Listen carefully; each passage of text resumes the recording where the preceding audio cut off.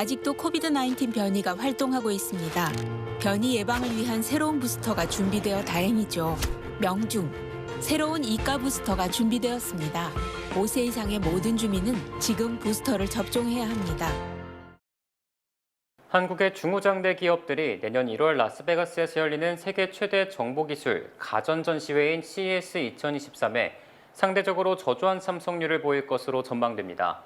우선 현대자동차와 기아가 CES 2023에 불참할 것으로 보이며 두산그룹 계열사도 이번엔 따로 부스를 마련하지는 않는다고 말했습니다.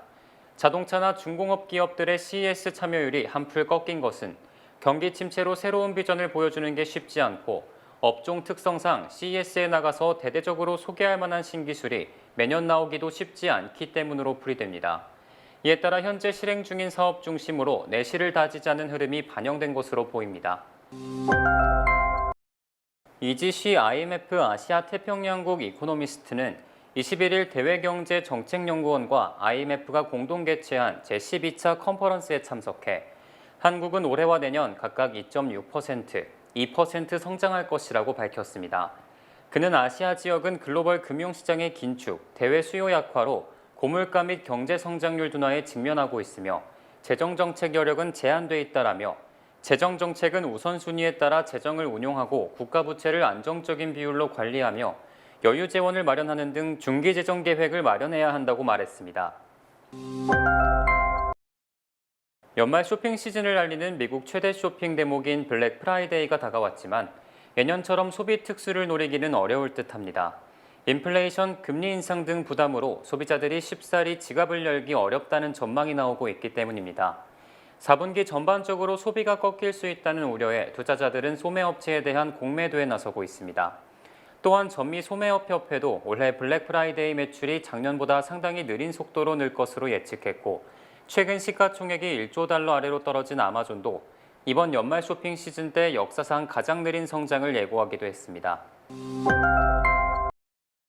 연준의 기준금리 인상의 실질적인 통화긴축 효과가 표면적 금리 수준보다 훨씬 크다는 분석이 제기됨에 따라 금리 인상 속도 조절론이 힘을 얻게 됐습니다.